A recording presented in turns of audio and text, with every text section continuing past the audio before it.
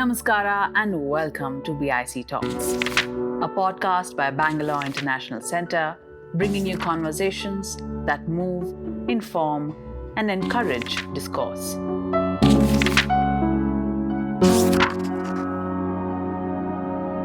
Most of the people who come into the practice of architecture, planning, urban design, they come from a section of society which is privileged, and they have very little understanding of what the marginalized undergo. And I think this is evident in many of the strictures that we lay upon space as to its use, its occupation, its inhabitation, and so on.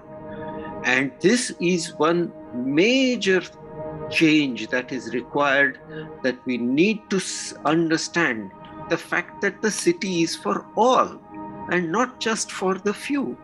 And that this, in order for it to be so, there will have to be ways in which you give dignity to living at a very simple level and yet provide for the needs.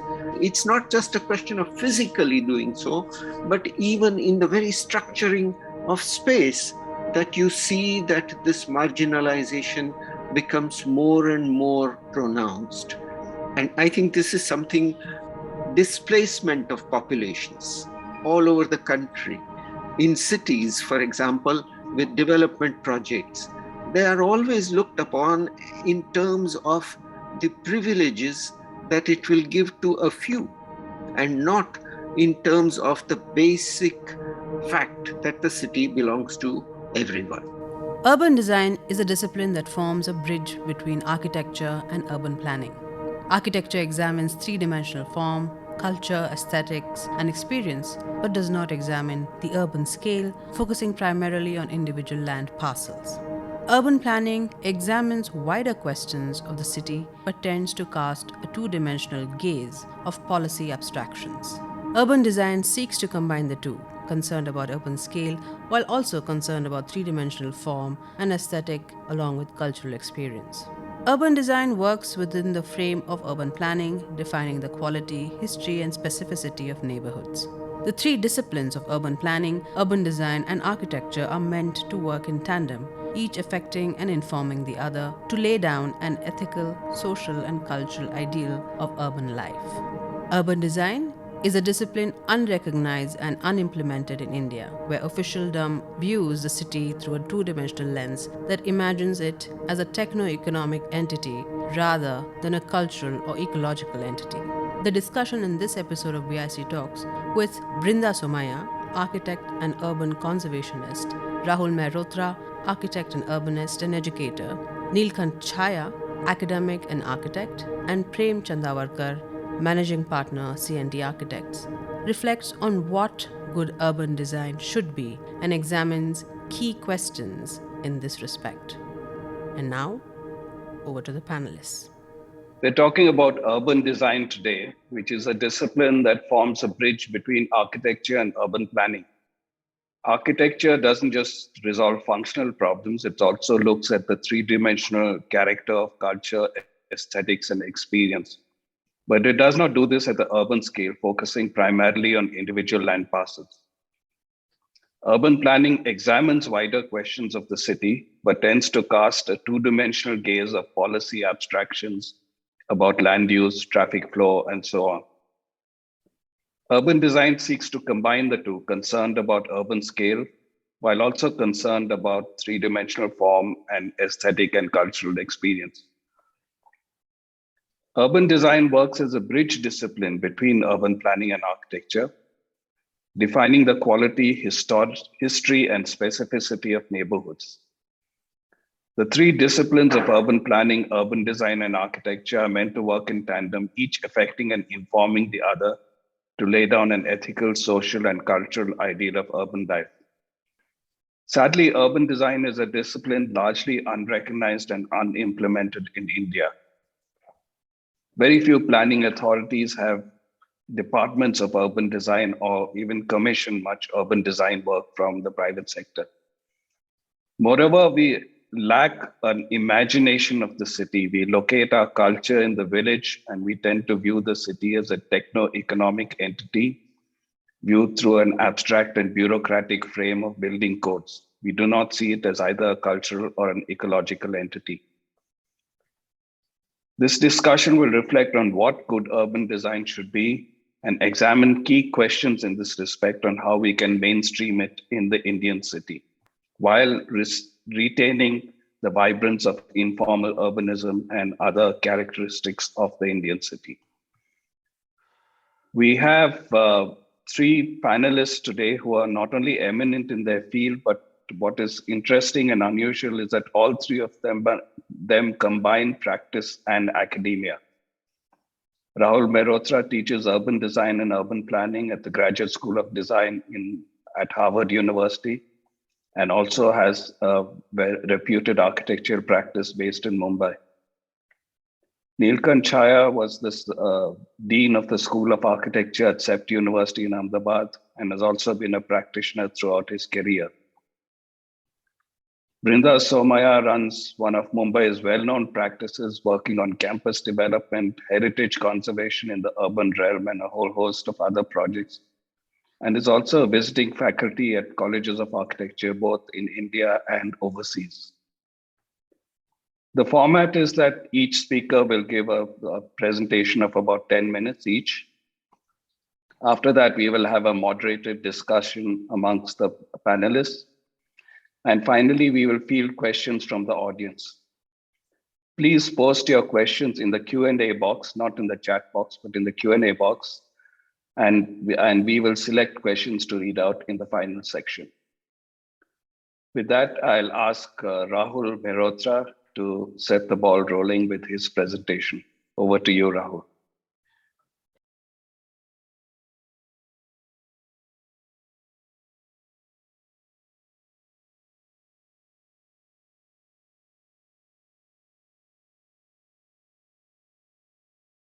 Thank you. Thank you, Prem. Thanks for the introduction. Thanks for the invitation. Great to be here with Brinda and with Neelkant.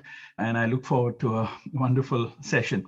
You know, I'm taking the mandate you gave me, Prem, very seriously. And as an introduction, really presenting more an academic perspective, although, as you know, and as you've mentioned, that my interest is also in practice. But I think for the sake of the panel, I'm wearing the hat really of an academic.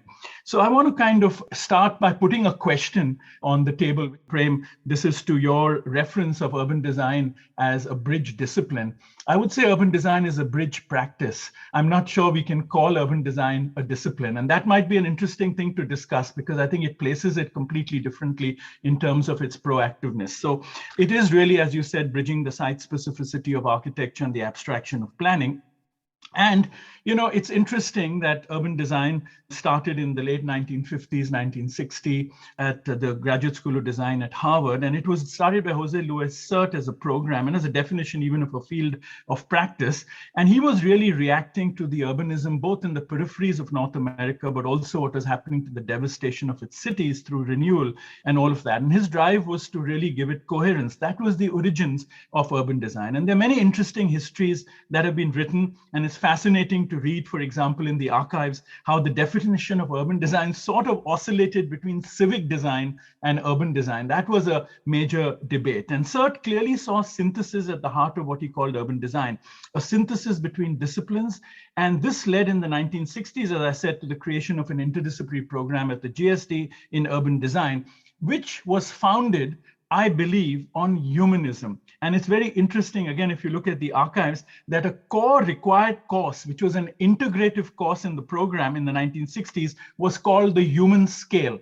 That was almost the starting point to imagine what the urban, in terms of urban design, might be. And so these are just some images from the archives of Gideon's classes and Sert standing there and teaching, etc.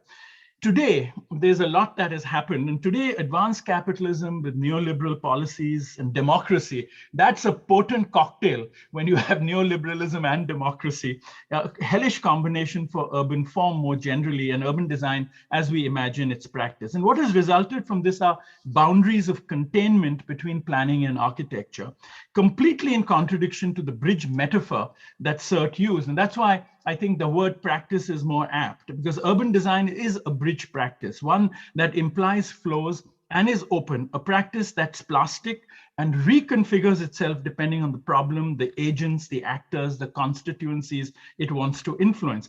And plastic enough even to configure and reconfigure itself between form and the broader ecologies of the natural systems in which it is situated. Currently, what we see as urban design practice is pandering to capital in unprecedented ways, what I call the architecture and urban form of impatient capital. Naturally, this has its operating logic, as does capital, which is intrinsically impatient and assumes some form of patience as it resides in universities or foundations or in the custody of civil society. Thus, they create the best forms of architecture and urban form in campuses, for example, or at least sometimes. So capital, on account of its impatience, creates an architecture and urban form that is often whimsical, often vendor-driven, often not human-centric. It's sort of premised on the ease of construction and spectacle. And it results in urban design practices getting obsessively and largely driven by typological concerns, or put another way, they become large architecture projects. They become largely architectural centric. And urban design and planning are clearly practices and disciplines engaged in the public. So what does this shift in the culture of city development mean really for urban design? In fact, the sense of disengagement and reality has attracted criticisms of what urban design has come to mean. And the many forms of readings of urbanism that is emerging around the world has really served as a critique on the unrealized potential, I believe, of urban design to engage in more substantial ways in placemaking. And what is ironic is that perhaps urban design as a practice is the only one that extends urbanism on the ground, on the field. The usage of urbanism, at least for me, implies a passive field of study, observational. The dictionary defines it as a study of cities or city life, depending on the context it's used. Urban design with the prefix of urban to design makes it more pointed to the design, to the operational versus the observational of the urban. Herbert Simon's The Science of the Artificial has long been considered a seminal text for a design theorist and researchers anxious to establish both a scientific status for design and the most inclusive possible definition for a designer. Embodied in Simon's often cited quote, "Everyone designs who devises courses of actions aimed at changing existing situations into preferred ones." Thus, for me, I go back to the definition, Prem, of urban design. Besides its activism dimension of closing feedback loops between planning and architecture, is necessarily explicitly human-centric, a field of contestation where resolution is manifest by the resolution of spatial imagination coupled with the design of process. I see advocacy as being integral part of the practice of urban design. In fact, and that's the reason why one reinforces the notion of practice. In fact, I see urban design as being about activism, about drawing the disciplines of architecture, landscape, and planning closer together, and being the conduit for the critical feedback loops on which the survival and improvement of our cities and broader landscapes depend. Patrick Geddes, I think, was a great urban designer. Today, technology can be appropriate as a field for urban design in order to enhance the process of this feedback loop and kind of facilitate the notion of activism. So I think, again, to come back to the notion of practice, the tense relationship between disciplines is something that must be respected and still persists. Disciplinary knowledge and its integrity actually makes its crossovers more robust. And that's why if urban design situated itself as a discipline, it would close its boundaries off rather than be the bridge practice metaphor. But this integrity must resist the simplistic impulses of branding. The urban designer is really a contemporary practicing polymath, one who directs dialogues-based processes, for in imagining spatial possibilities means directing movement, lifestyles, morals, and the interaction of individuals. This renders urban design highly influential and making the notion of the polymath particularly important. Naturally, the definition of the urban then is the category that needs expansion. And I'm going to, in this second part, very quickly put on the table three concepts that kind of might root it more to the Indian city, but they have to do with the definition of the urban. Because if we want to add design to urban, we must know also what is urban for a very particular context. And so the first concept is beyond the urban-rural binary. You already alluded to it, of ephemeral urbanism and the notion of the design of transitions. So in India, what is urban becomes a huge question because there is a kind of sense of flux. We can claim that India is 30% urban for half the year and 60% urban for the other half. And this suggests the urbanization in India is as much about people moving to places we consider cities as it is about people changing the villages. How smart will be the governing structure to imagine this transition becomes a very critical question.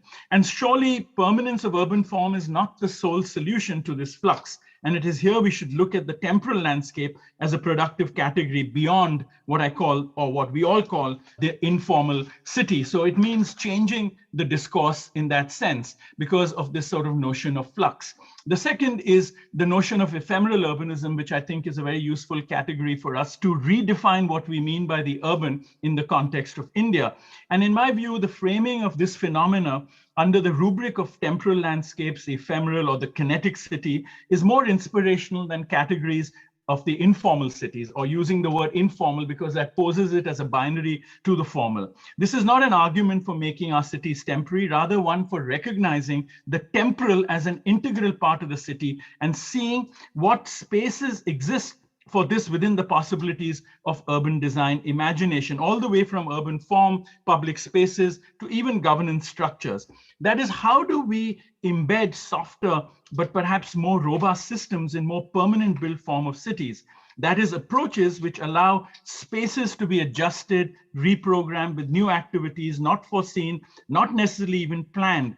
Ephemeral urbanism as an idea acknowledges the need for re-examining permanent solutions as the only mode for the formulation of the urban imaginary, and instead imagining new protocols that are constantly reformulated and readapted and projected in a kind of iterative search for an equilibrium that reacts to a permanent state of crisis.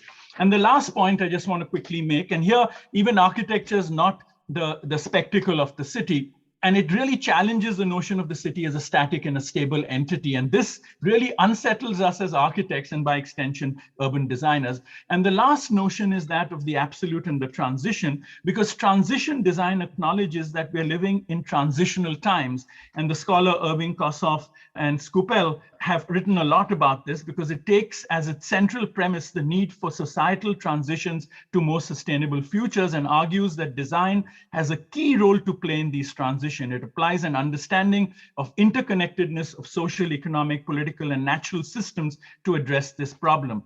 Transition design advocates the reconception of lifestyles, the aim of making them more place-based and participatory and harmonizing them with the natural environment. And now you're beginning to be at a moment where ecological concerns because of climate change open up new definitions for what urban design might mean and what it might embrace. And it's a good recap of really the history of urban design as it's practiced. And so in conclusion, I think urban design today, especially in the global arena, has evolved into new hybrid forms of practice, which often result in richer versions of earlier conventional practices. In this, the practice has transformed to become more inclusive, thereby recognizing the dependency on other actors, agencies for implementation and multiple domains for its design. Integral to this new emerging approach are incremental strategies, multifaceted feedback loops, making the process of urban design increasingly dynamic. New technologies facilitate a more nuanced, fine-grained, grounded register of the reality. So then urban design is about how spatial possibilities play out to influence the quality of lives, our economy, society, evolving culture, and the broader well-being of the planet. And so put another way, urban design in this sort of time of change, uncertainty, and flux could truly be a stabilizing armature for uncertainty. I think the critical urban design challenges for the future to deal with flux, to intersect with nature, systemic problems of inequity, new forms of technology, to move from the critical to the propositional, which means to be more thermostat versus being a thermometer, which we often tend to be. The critical is an easier space to reside in. And lastly, who is our client? especially in models of deep democracy, which is, I think, the role of patronage is critical in defining what urban design might mean. So thank you very much. I'm sorry if I went a few minutes over. Thank you, Rahul. Now, if I can request Neelkant Chaya. Thank you very much for inviting me, Prem. And thank you, Rahul, for building up the base on which much of what I will talk about is connected. In fact, I'll be mostly talking about what you talked about in the second part, but in a slightly different register. So first of all, what is the Indian city like, or what has it been like over all these years? I'd like to pick out a few characteristics. First of all, it's characterized by immense diversity. There's economic diversity, there's technological differences in what people have and don't have. There are cultural diversities, languages, hundreds of them, food, habits of life, religion, all of these are in the city. You would find a huge amount of diversity, which is difficult to hold together. Second, the cities, especially in the last 100 years, have been the theaters of dissent. They have been the places which have not yet been systematized or made uniform, as was done in other parts of the world, where there was a possibility or there was an effort to systematize life. Whereas in India, neither the state, nor the market, nor religion, neither of these three forces was able to systematize and make uniform the city. And therefore, when we say urban design, we are faced with a huge variety of situations. Third, the Indian city is not compact or definable only in terms of the city, but has always had a number of sub-centers all around it. And it is distributed over space. And this, if we look at the trends over the last few years and see the projections of the coming times, this is going to increase. It will persist and increase. So you won't have definable cities as much as landscapes across which human settlements are distributed and therefore are difficult to give form to. So urban design, which gives form to definite and locatable situations, here has a very different animal to deal with.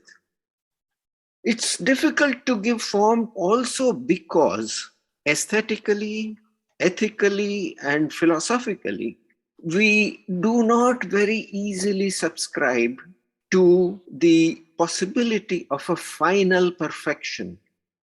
That always there is something which is reaching, maybe going towards the perfect. And in all the arts, including, let's say, music, for example, where you will say you are trying to reach this point of perfection, but you never or hardly ever reach it. And that is not the point. It is the enjoyment of that process which is going on, which becomes the dream of the Indian psyche.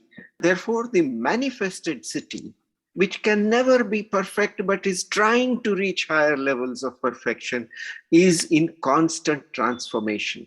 And this is the very joy of it. And then last, we seem to be more interested in patterns in time rather than patterns over space. We are interested in festivals, we are interested in calendar, we are interested in cycles and times of the life. We are interested more in the 16 stages of life, etc., etc. So we are interested in time and structuring time rather than structuring space. Are all these characteristics good or bad? From a certain point of view, they are bad because they make it very difficult to hold things together. Efficiency is reduced, perhaps, but in another point of view, they are very good. These conditions, these same conditions of diversity, of dissent, all these conditions, they are good conditions because they give agency to individuals and human groups, small groups, not large ones. And it is this sense of free agency, of interactive life, rather than life which is systematized and going as per routines, that makes the city something which is so wonderfully alive. So you can look at it both ways.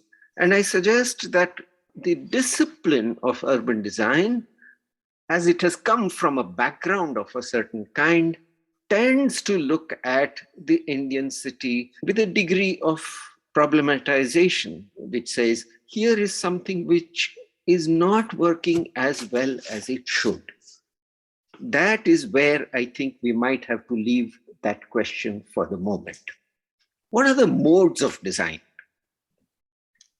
We used to think that the state and or the market authorize an expert to study a problem and come out with solutions to the problem. And it was thought that even for cities, the same thing could happen. That you could have the state, a centralized power, you could have the market, more or less centralized in terms of the movement of capital, centralized top-down authorization of design moves is something which we used to consider the best form of design. However, there are earlier systems which are different. There used to be a loose kind of coalition, a loose grouping of local expertise of different kinds. People who knew the land, people who knew the flow of the water, people who knew what plants would grow, people who knew how to move materials from here to there, people who knew how to use language to make relations possible, all of that. So that the resource interactions, the material interactions, and the human interactions all had their different points of action.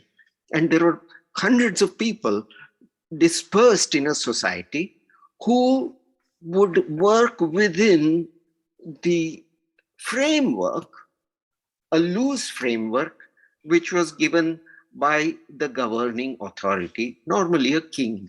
Now, of course, there were problems with that, because what that did was it fractured the communities, and caste, gender, economic inequality, all of these became injustices which were endemic to many of these societies, including India. And we do have to get over that. Whether we need to create an independent, freestanding design profession free of the embedded thinking in the local is something which we need to consider. Whether we need to bring design in that way, or whether we should have, again, groupings. For example, in Ahmedabad, there used to be something called the Sunday market. And we once inquired how they run it. And they have their own systematic grouping. It's a democratic group. They make their own decisions. They organize the space of the market. And it used to be a wonderfully organized market, which Rahul will probably remember. And there are other situations. For example, every Garba time, there is a way in which my local street next door is able to organize the activity of Garba every night. They will stop the traffic for a certain number of hours. They'll do everything that an urban designer might have done of making the street workable for the Garba event. So there are ways in which there need not be an independent and separate authority, but there might be something where the facilitation that is given by some kind of wider knowledge would help the groups to start becoming more active for themselves. In conclusion, what I'd like to say is that we are probably looking for a new kind of aesthetic and a new kind of ethic for the urban design activity or practice, as Rahul calls it. First of all, it will not be visually based. It will not be object based, but it will be action based, how to harmonize actions of various kinds of people. It will give agency to people to take part in organizing action. And because it gives agency, it also demands a responsiveness in each citizen, a responsibility for nurturing this act of harmonizing, which means, in short, that we will have to distribute the activity of urban design throughout society. And I believe that while higher education may deal with urban design at one level, there is also a need for an entire educational process that is happening in the schools, for example. Just as we need to start understanding our interactions with ecological systems, we also need to start understanding how we source water, how it reaches people, how we keep the city clean, how do we create less friction between people who are on the move, etc. And I think this is something that schools can definitely take up, and the citizen then becomes part of the process of urban design just as much as the specialized expertise that you gain at another level helps the participants to understand each other's ideas and maybe makes it possible for the conversation about what the city should be to be more informed at all levels. Thank you, Chaya. Brinda, over to you. I would first like to thank the Bangalore International Center and Prem for inviting me for this presentation. Today's topic is so wide that I will concentrate on my city, Mumbai, and my work in it as an architect, urban designer, and planner. As one has to be able to work understanding these multiple roles that we need to play. And finally, most importantly, the role and importance of the citizen of our cities, the people who inhabit it. There is no doubt that today, for various reasons, our influence on society as architects is diminishing. We have to broaden our role to affect positive change. Today, see us architects having a vital role in shaping our environment and going beyond the design of individual buildings. We have to establish systems and principles for the growth and organization of our city and our environment. So do we have a role to play in the environment of the poor? Today, the domain of most architectural work is the marketplace of India's affluent middle class. Hotels, offices, housing, factories, and recreational buildings form the bulk of this work.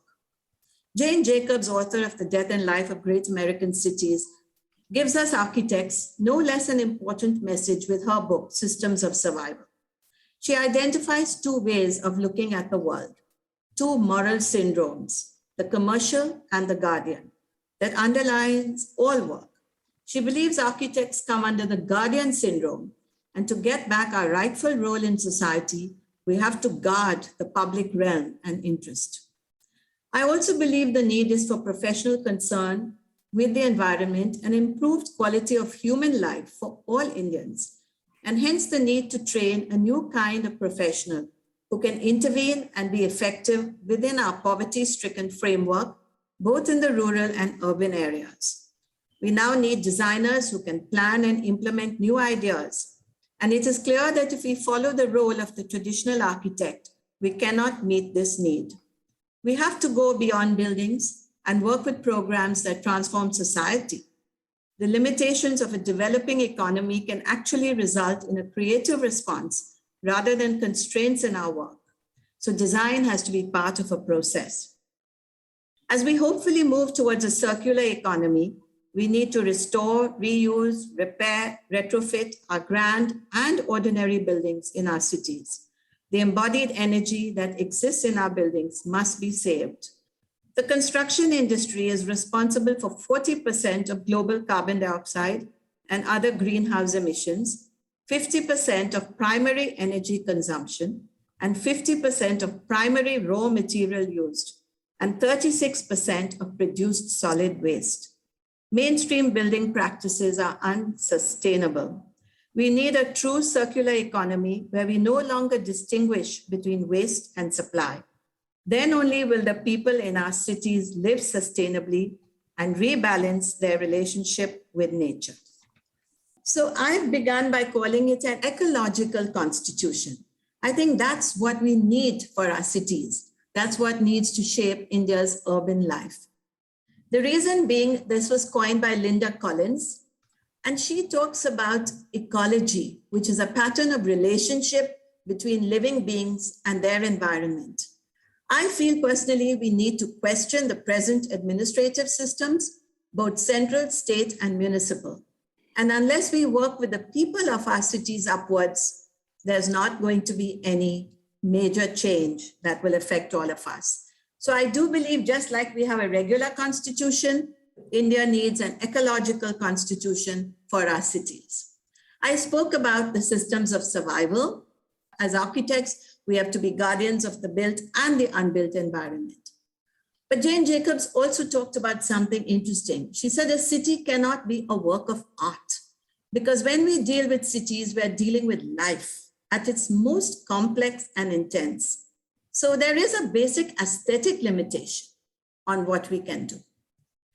Coming to my city, and I'm sure many of you who are watching in Bangalore, we love our cities. This is a poem by Shabana Azmi, who says she loves her diversity, her pluralism, hopefully to continue, her festivals and her vibrancy. I may groan about the traffic, moan about the pollution, fret about the shrinking of open spaces, but I can't live anywhere else in the world. So Mumbai, we know, now has almost 21 million people. How it was, how it is with its open spaces and heritage buildings, and the city of contrasts.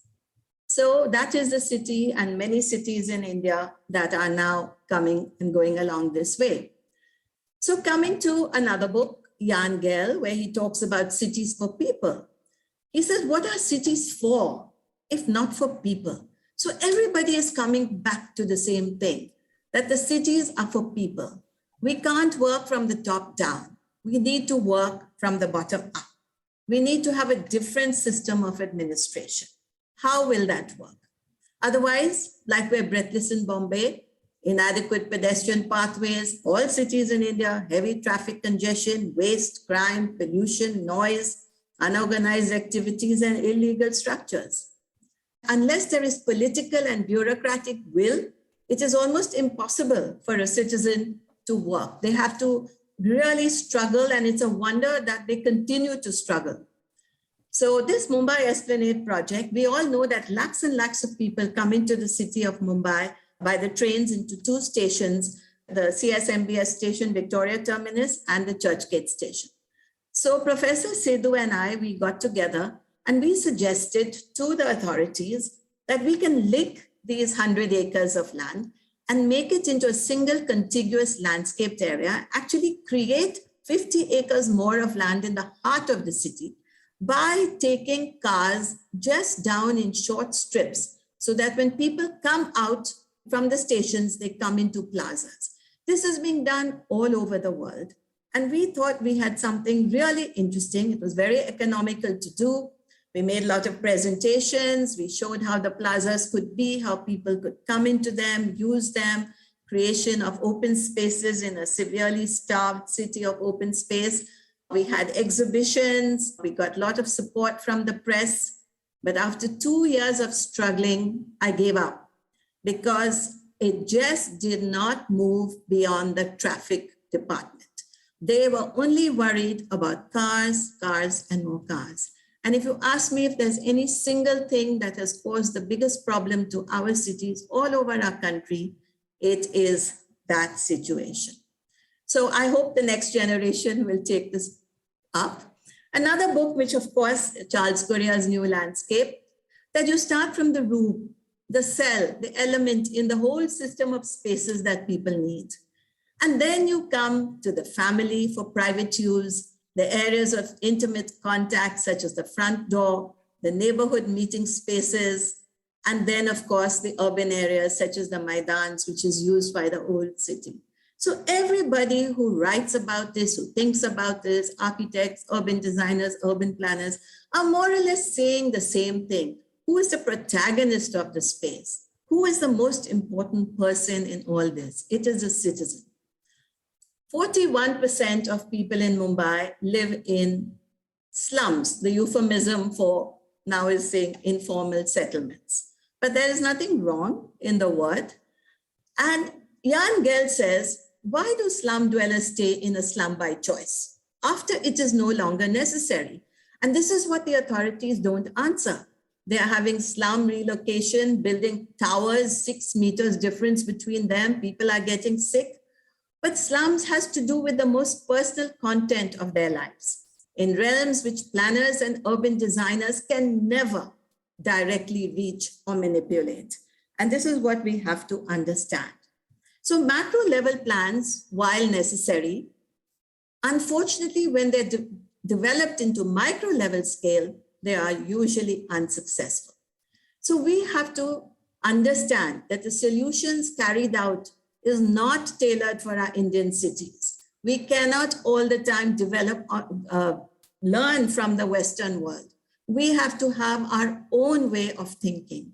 And we have to understand in cities like ours, we have life in the in-between spaces, which actually lead to the creation of communities. We can't even begin to compare with what has happened in different parts of the world. So the last project, again, another unbuilt project, which I want to talk to you about, was a project which was complex because it was a collaborative competition where we had many, many different people working on it together with us. And I think this is what's important. We understand that the architect or the urban planner or the urban designer cannot work in isolation. They have to work in a collaborative way. We had ecological designers, landscape, we had structural engineers, we had a naturalist, we had all sorts of people working together on this particular project. We called it a line across history, creating a new forest and new public engagement on the banks of the heavily polluted Methi River in Mumbai. So it was this line where we come from our heritage buildings like the Rewa Fort. We go through the Ravi, which is where people live, their homes. And then we move on to a fill of actually all rubbish and garbage, which we wanted to make into a forest, and then to livelihood and through a bridge. So the three things are they need a place to live, they need a place to work, and they have to get to their place of work. So we went through, we studied about the Ravi. All of you must have heard about it, how they live, how they manage to. And the circular economy, they create more than $1 billion of income because of the work they do. They actually recycle 80% of Mumbai's plastic waste. They collect it, sort it, crush it, production and end. These circular economies are cities within cities. And these are the cities that we want to get rid of instead of upgrading them in any way, giving them the land, understanding what their strengths are and applying these strengths perhaps to other parts of our city, because the city is made up, of course, several neighborhoods. So we took the garbage area, talking about enlarging the forest and creating different uses for the people who live, creating open spaces. There are many, many things that people can do in the cities. And then finally, the bridge to Bandra Kurla complex where they get their work. They want to be able to live. They need to have a decent home and then a place of work. So we all know that 700 million Indians will inhabit cities by 2050. What the rural area definition will be, whether tier 1, tier 2, tier 3, I don't think anybody really knows, because whether people are going to continue to migrate or not, the word migrants is very offensive in many ways. They are our country, they are part of our people. They're not migrating to some other part of the world. And this is going to be the largest urban movement that the world has ever seen. So we are going to have severe challenges. We know that we're going to have housing shortage, water, sewage, power, vehicles, of course, we all know that. But what we have to understand is our country is now a nation of young people. Young people's aspirations and dreams are often different from mine, or maybe many other people our age. We have to understand that. We have to make sure that the smart city which people are talking about, is it more prepared to respond to challenges or a conventional transactional relationship with its citizens? That is the most important question that needs to be answered. I believe a city should be remembered for its equality, infrastructure, of course, a sense of place, and a sense of belonging. Thank you, Brenda. First, a question to you, Rahul. You started off with this assertion that urban design perhaps should be seen more as a practice rather than as a discipline. I'm not sure how you differentiate between the two, but to me, it raises the question that, practice often tends to get trapped by the transactional and tangible results, whether it's outcome oriented or process oriented, as you define in that graph. Whereas a discipline has to step back at, more holistic questions, asking what the nature of the city is and, those kind of issues. So how do you balance these two in the discipline of urban design? It's our Council of Architecture that makes and implies in many of these sort of institutions the transactional nature. Because, I think what Chaya articulated, and I think in a completely different way, but what he articulated was the role of the urban designer as a facilitator of networks, of interactions, of collaborations, and so therefore that has to be practiced. A discipline is bounded and defined by theory, by its own integrity of operation. There is also a kind of intellectual and more theoretical, let me say, definition. And so urban design, if it has to be plastic, if it has to reverse and not place architecture as the center. Look at what has happened really with urban design. And I think, again, Chaya alluded to this in very potent ways, which is that it's made architecture its central instrument to organize the city, right? And that's why the jargon of urban design has become blocks and streets and heights and massing and, all that kind of stuff, because that is privileging architecture as the central premise or instrument to organize and imagine a city, right? But if you remove that lens and you begin to start making it human-centric, you look at questions of water, you look at ecological concerns, you begin to design the landscape and the sociological as well as the natural landscape in a way first and privilege it and make architecture occupy interstitial spaces, you reverse the whole process, which means then it is really about a form of advocating, it's a form of facilitating, it's a form of creating these collaborations. And that is the big shift that has to occur. I believe that can only happen when we think about it as the thermometer, which is affecting change and that impulse. Therefore, I say use the word going from the critical to the propositional.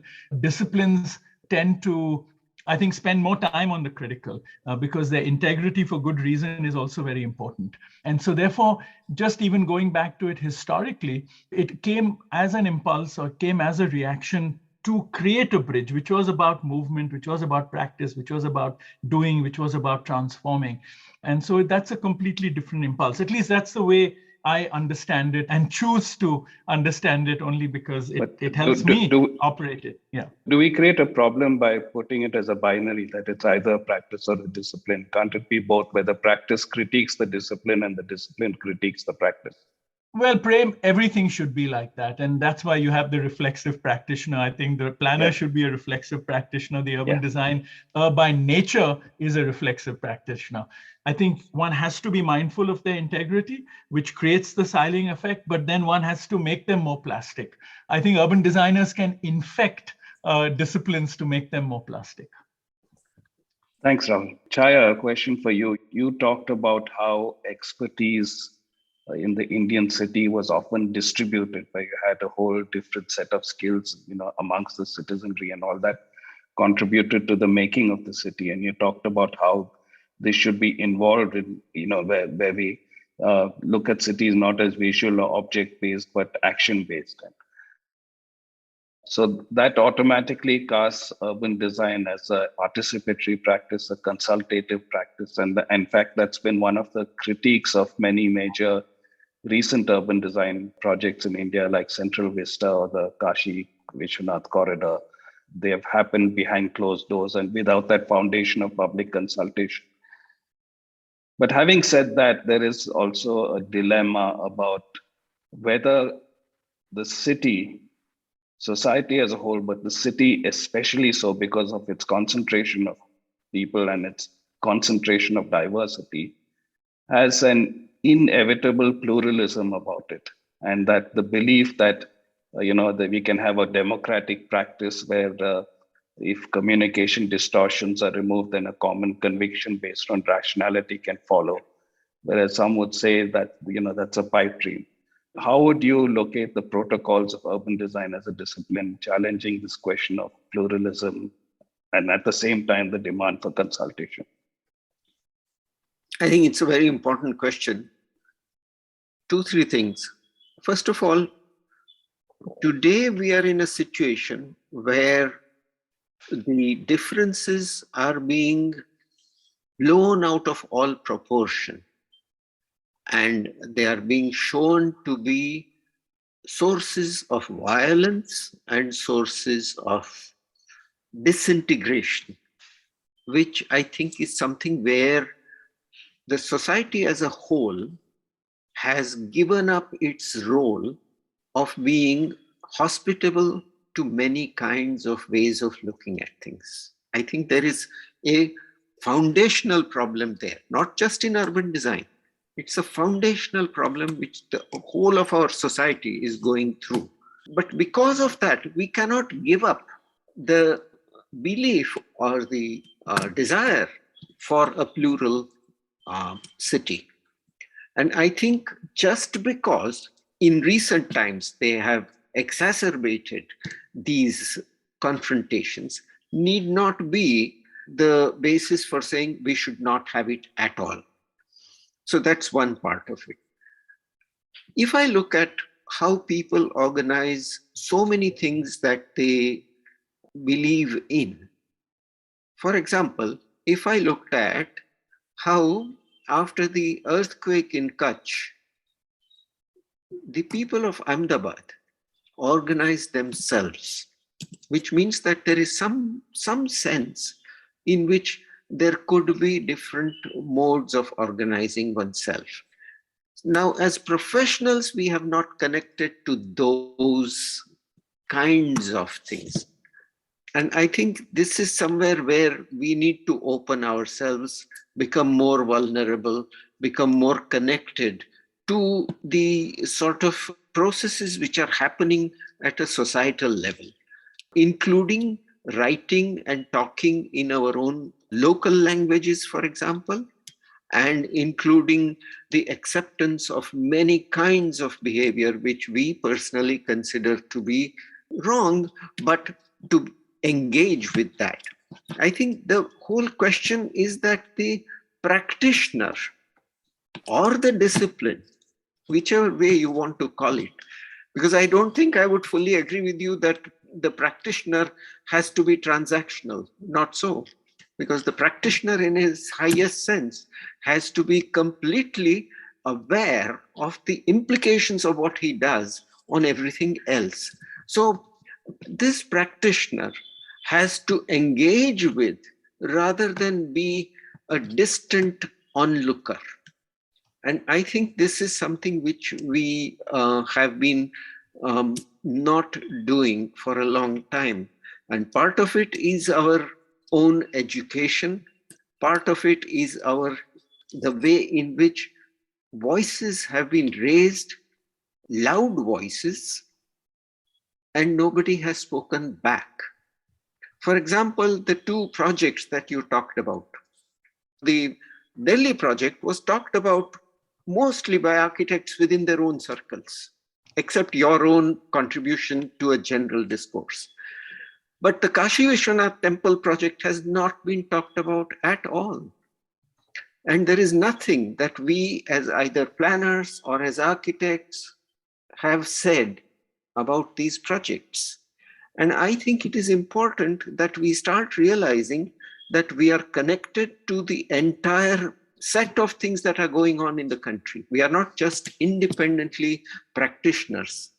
And I think this is something which has to come through, and not to lose faith in the sense that we have a plural society. It's a wonderful sense that we have. We must not give it up, even if it looks like really terrible right now. And I would say, if it looks messy, does not matter. Let's live with it, try to make it.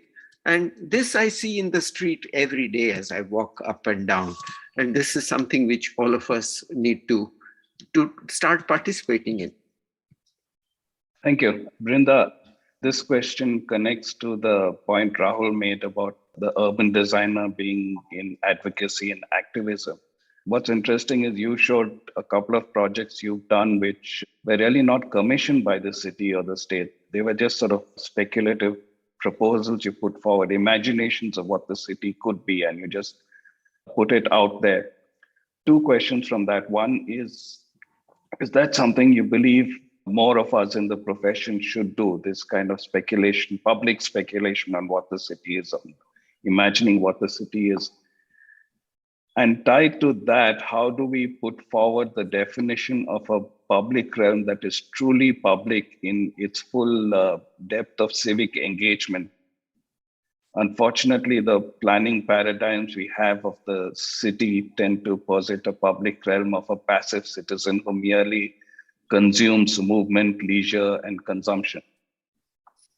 A small correction, Prem, the Mumbai Esplanade project was certainly my initiative with Professor Sidhu, but the MNP, which was the nature park, was actually a competition that was floated by a combination of public-private partnership, but finally nothing was done. And so both of them actually ended up in not moving at all.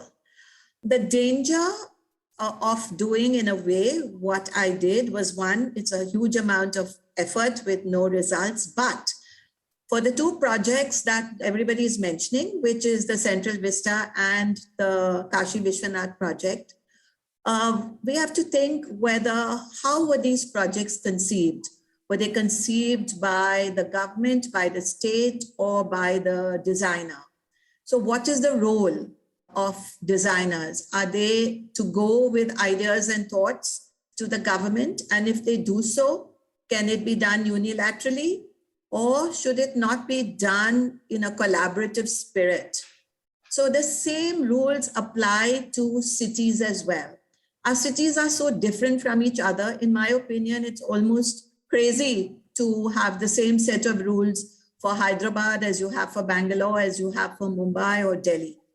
The citizens of each city have to work on their own city, the way they live, the way they eat, the language they talk in, what their value systems are. And they have to come out certainly with projects that are relevant to their city.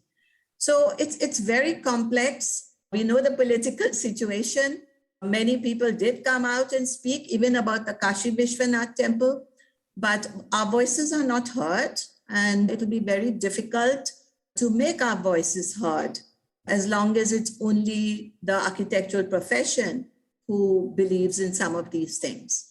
So courage is required, outspokenness is required, being able to say what you believe in and understanding your own city. So if the people within each city, like for instance, the people of Delhi, the people of Varanasi, the people of Mumbai, each group of activists have to stand up for their own city. As Jane Jacobs, again, going back to her, she said when people within the government don't even understand what they're doing often in terms of rules, it's a wonder that people from the general public even come and fight for certain things that they believe a city should have. Thank you. I'd like to pose another question, and I invite any of you to comment on it. What is the primary task of the urban designer? There is a school of thought which looks at, historical diagrams like Nolli's maps of Rome and says The idea is just to make the city legible, not to over-specify the city in terms of design. So the city has to take a form where you can actually, it's easy to construct a mental map of it in your head, which is again something that Kevin Lynch picked up on much later. And therefore you just need to intervene just to that extent and leave a lot just for the citizenry to work out by themselves. But you shape this public realm in this context. But there's also been a sort of bounce back critique to that, saying that will not work, for example, in the Indian city. It will not take into account the kinetic city. It's only looking at the static city. It's not looking at the inequality and the sort of power imbalances of the city. So where do you see the urban design professionals stepping into this debate? I can jump in if you like, Prem. Sure. I think Chaya articulated this from a very much a kind of ground level perception, which is what is planning, right? Any policy has huge implications, right? And it's also sometimes planning policy necessarily is not only focused on the physical, the implications might be physical, correct? And so I think the urban designer's role in the context, at least currently in the Indian city, but I would say this would resonate more globally too, but in different measures, because I think places are specific and context matters, is urban designers, at least in the way the pedagogical framework is set up right now, have the ability or the skill, let me say, to try to discern the physical implications, because space matters, of what might be policy impulses, right? And this goes all the way from livelihoods. I would say what has happened with the movement of people in the lockdown points to imagining better housing typologies and different ones and getting outside the one bedroom kitchen hall imagination. It all has incredible spatial implications, right? I think a useful role of the practice of urban design is to discern and anticipate the implications of what might be the abstraction of policy thinking. And sometimes that policy thinking and planning comes from other impulses, right? It comes from political impulses, it comes from economically driven imaginations, it comes sometimes from cultural and religious driven imaginations. And I think, therefore, our job becomes one of advocacy. When I say our job, I mean urban designers' job becomes one of advocacy, because it is about discerning these problems or discerning these implications, manifesting them, representing them, communicating them, accessing the different constituencies that Chaya was articulating, and creating a kind of forum, in a sense, where these could be productively discussed. And that's where it goes beyond being just the thermometer and taking the temperature, but actually becoming the thermostat in the way that you can turn the temperature up or down on these sorts of issues. And so, of course, space matters. And I think I would argue even things that you mentioned just now, the kinetic city, the more ephemeral, the temporal, of course, space even matters for them. And that also is a design question. How do you make the spaces that can accommodate that kind of elasticity, for example? Maybe it's a bit of a clumsy response, but that's the gamut of things, I would say. Prem, I think that, when change is happening, for example, there is a part of Ahmedabad called Asarwa, and it's very old, very ancient part of Ahmedabad. And it used to be next to the mills, and the mills closed down, and everyone who was living in Asarwa no longer had a livelihood. And what happens to such places can be informed by many, many kinds of knowledges. It can be informed by knowledges of economics, of industrial work, etc. But also the architect can come in and say, this is a street where people used to go out and work in the mill and come back.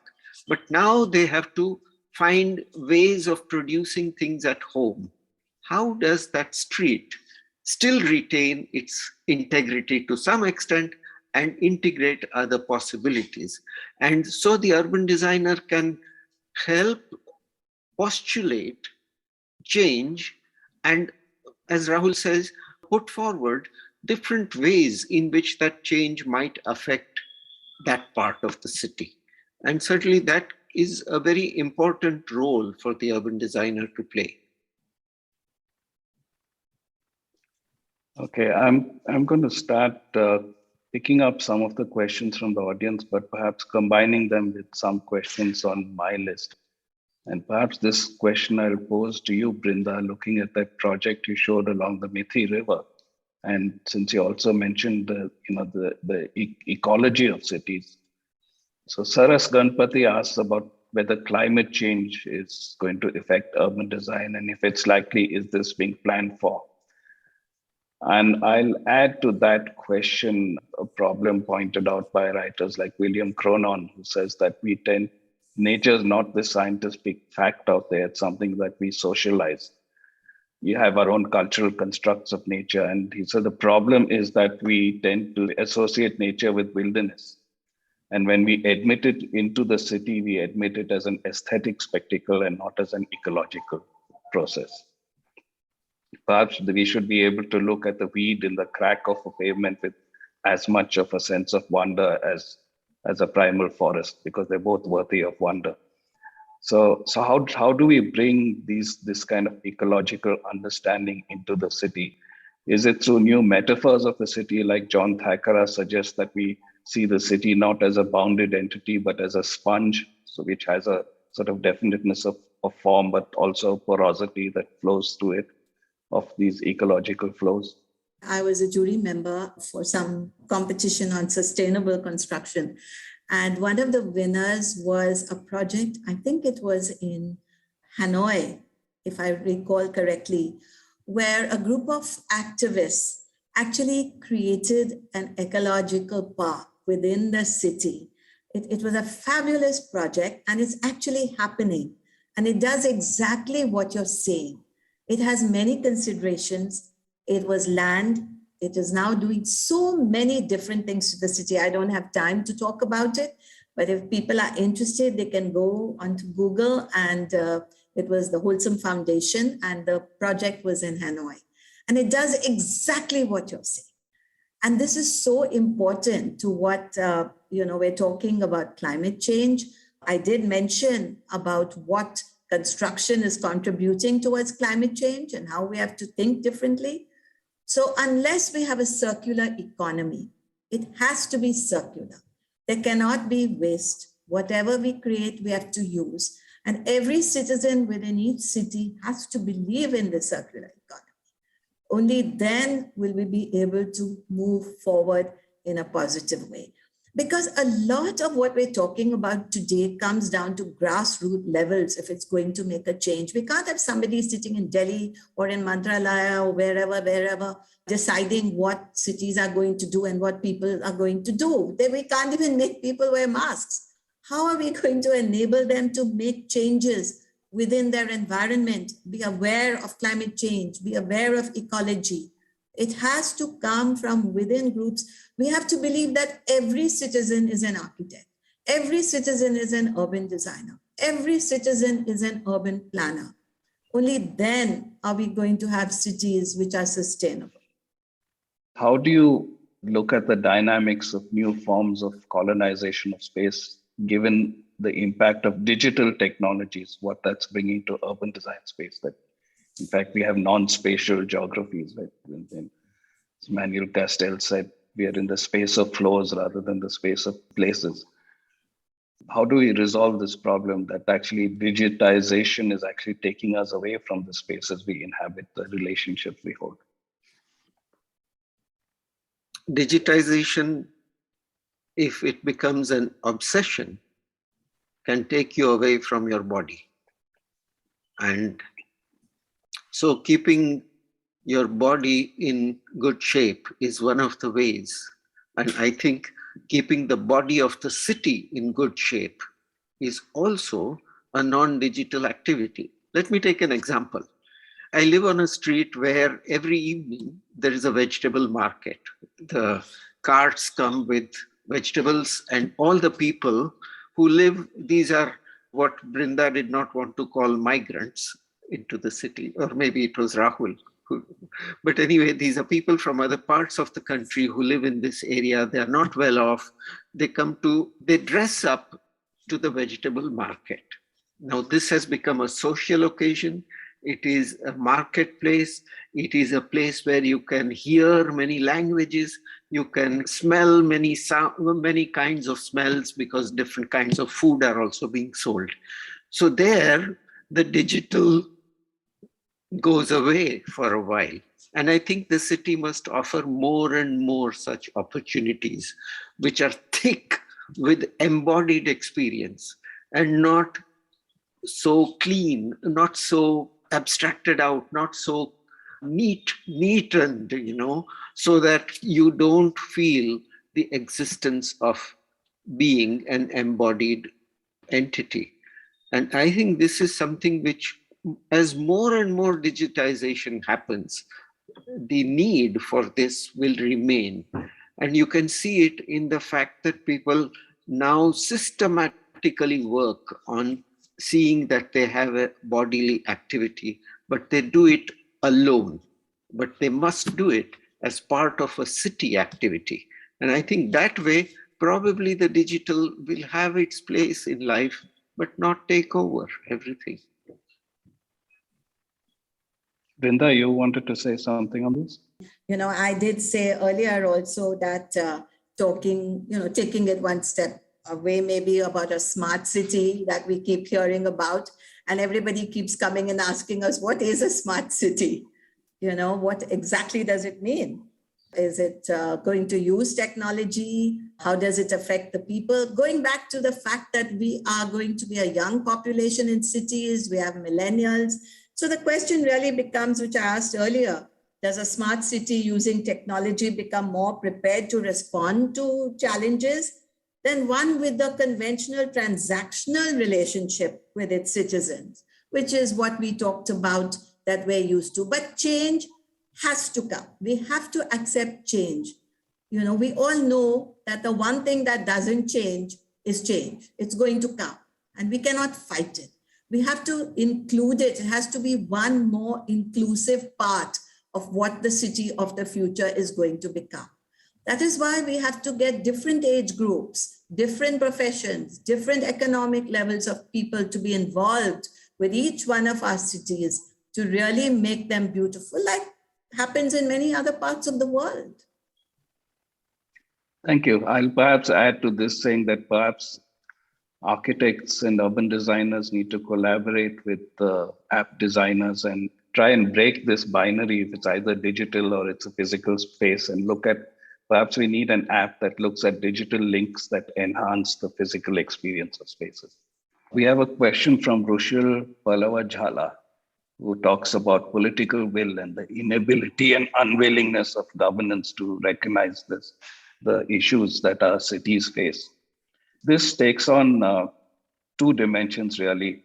One is the lack of autonomy in urban governance. Even after the 74th Amendment, we have state government interference, and local urban governments really don't have the authority.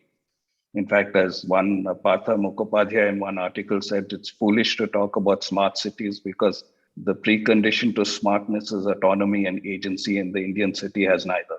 But related to that is the question of who does planning and the state domination of planning. And should the state be the enabler of a process that's much more diversified, not just amongst planning experts, but going into the citizenry at large? So would anyone like to comment on the first steps we can take to sort of solve this political impasse we find ourselves against? I think we're so voiceless just now. We can't even make a change in certain obvious situations in different parts with the architecture and the urban systems, urban design and urban planning that is going on.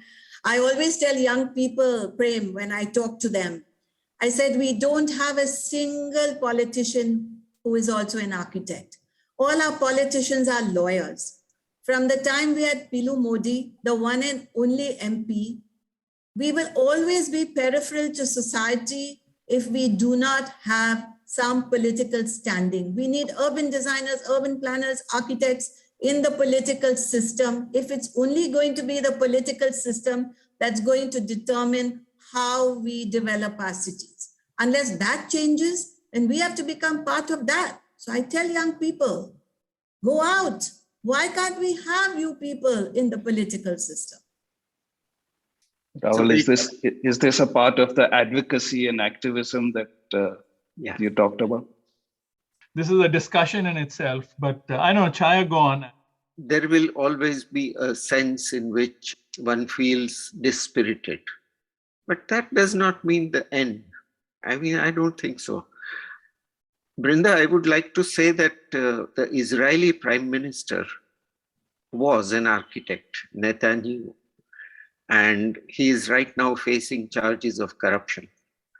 So just because you are an architect doesn't mean that you will be better in governance.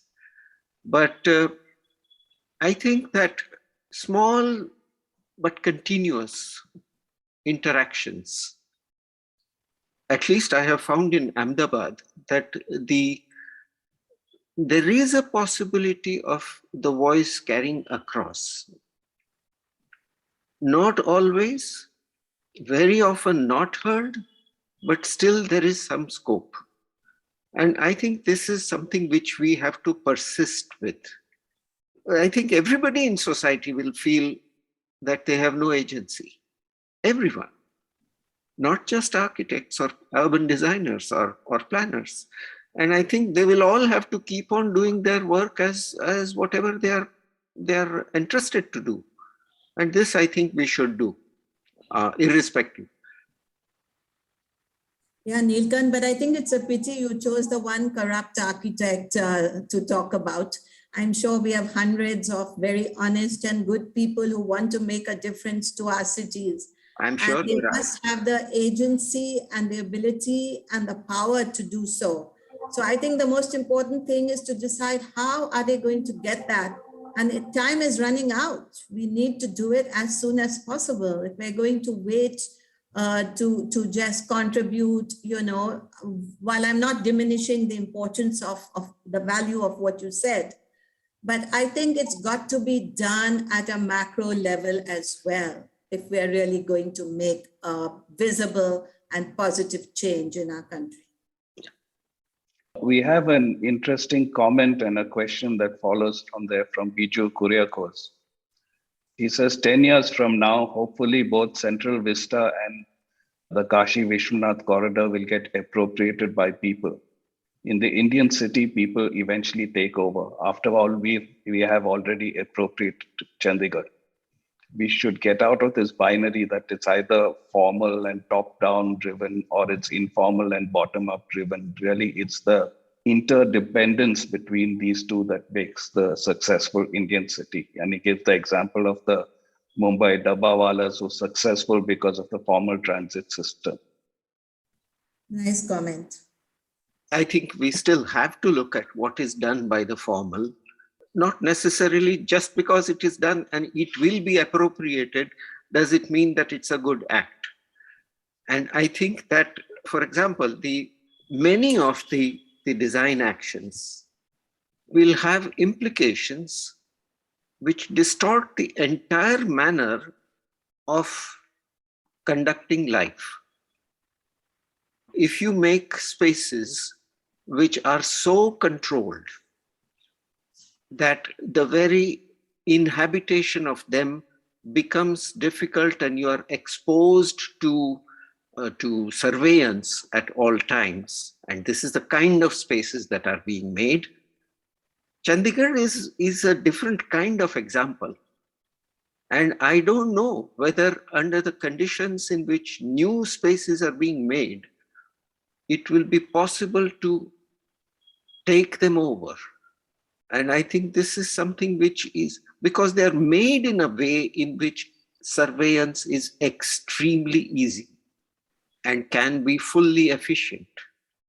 And I think this is something which we all, as practitioners of the art of space, have to realize.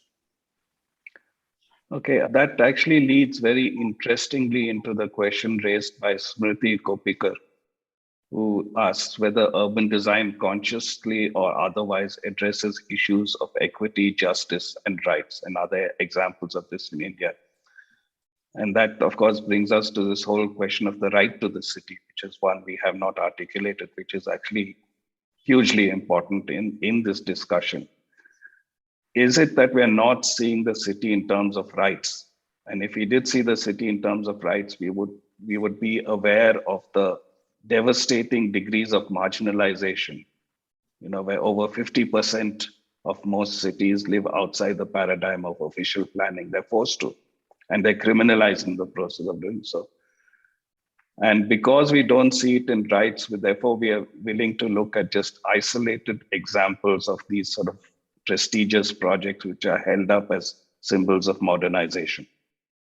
Yes, I think one of the things which I did not say was that most of the people who come into the practice of architecture, planning, urban design, they come from a section of society which is privileged, and they have very little understanding of what the marginalized undergo.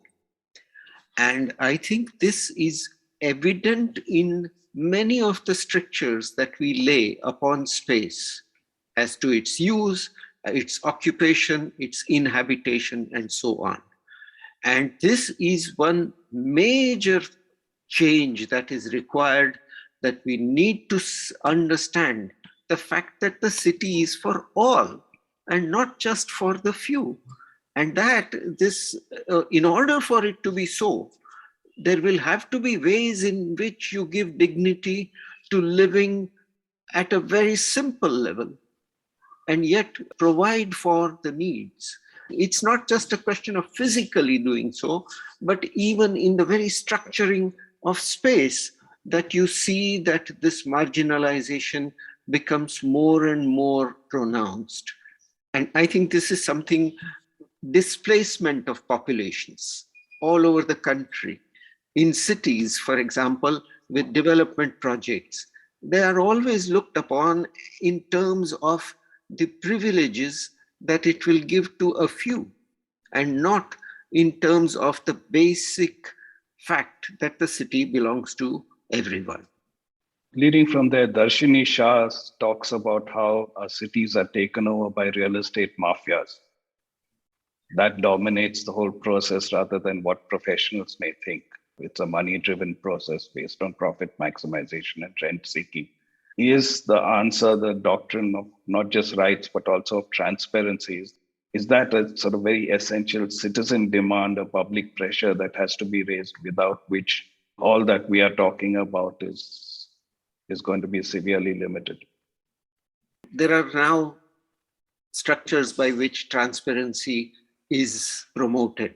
Okay, you have access to digital information, but the information is so huge. Suppose I took Ahmedabad and I want to find out everything about what plans were passed last year. The information is so huge that I will have to make a profession out of it. So this word transparency is a red herring. It is a way of saying, oh yes, things are taken care of. It is evident that they are not taken care of, and that you'll have to vote with your feet on this. We are going well beyond our, what we are supposed to talk about, but I can't help it.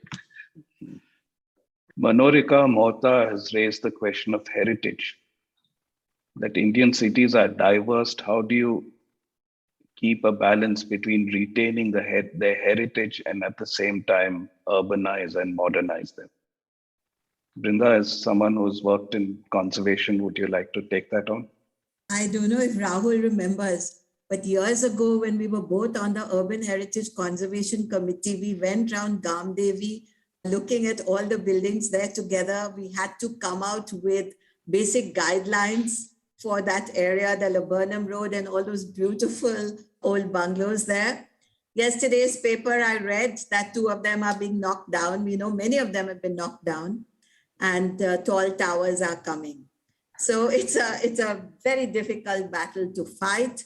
I always say that the embodied energy of not just heritage buildings, but ordinary buildings in our cities need to be kept and retained, because every building we break down, we lose all the embodied energy, and then we bring in new materials to build new.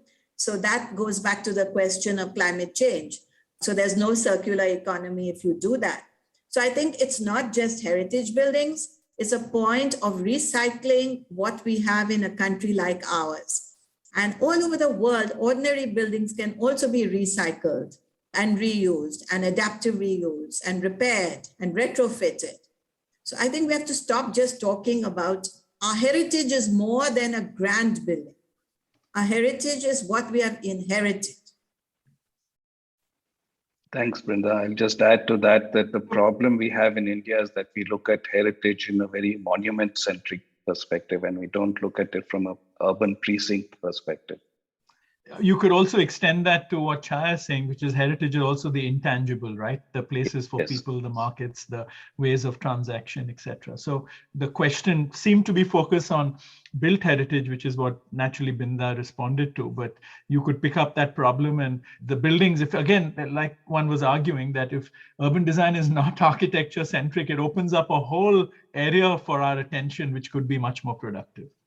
And also the two words, modernization and development, that were used, those have to become suspect words because they are promoting a manner of thinking.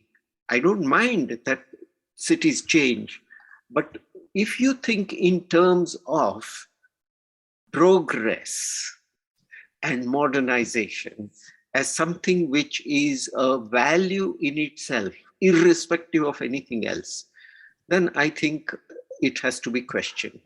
And there are many instances where you don't need much more space, you don't need necessarily new space, and yet you go ahead and say this is in the interests of modernization.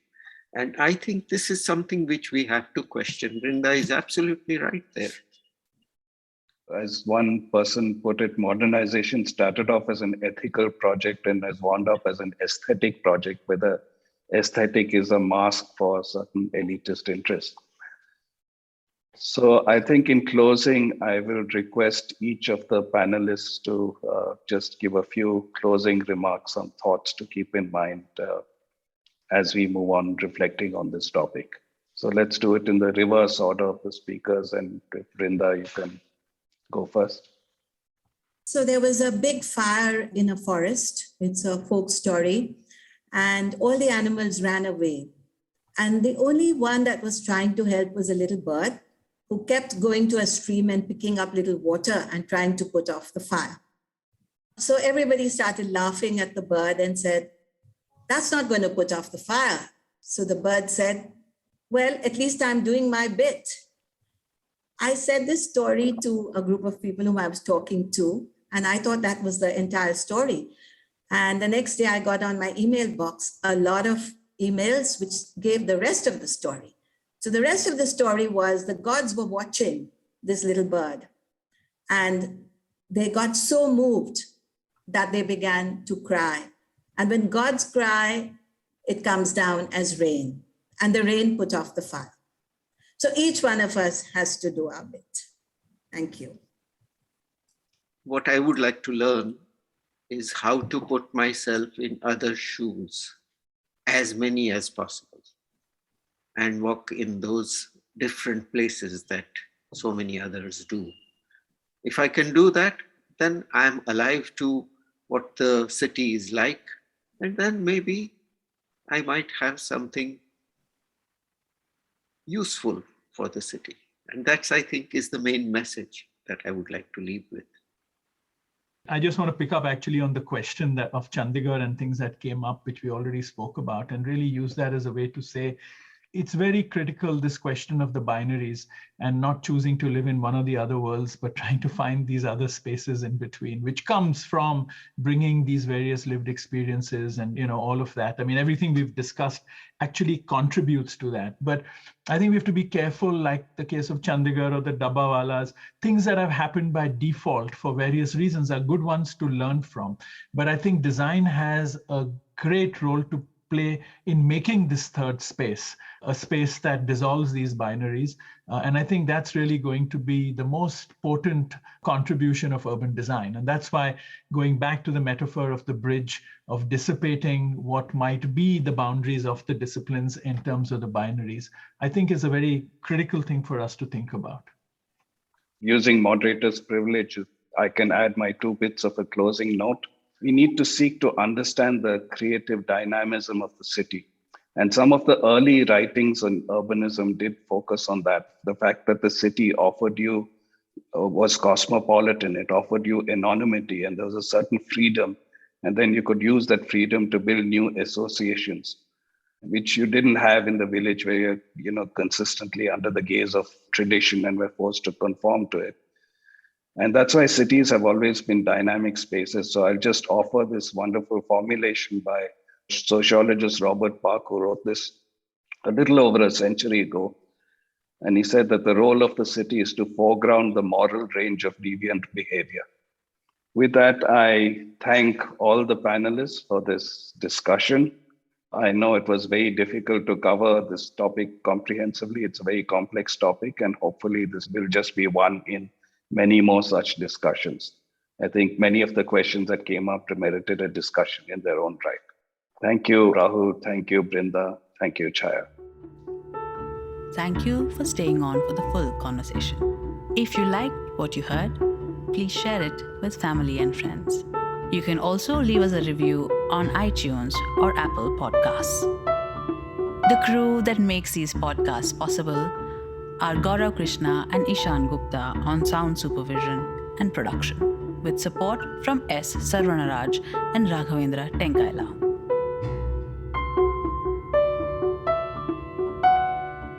Artwork and design is by Chandni Venkataraman of Crisscross Design Studios. Don't forget to subscribe to our channel on your favorite podcast platform.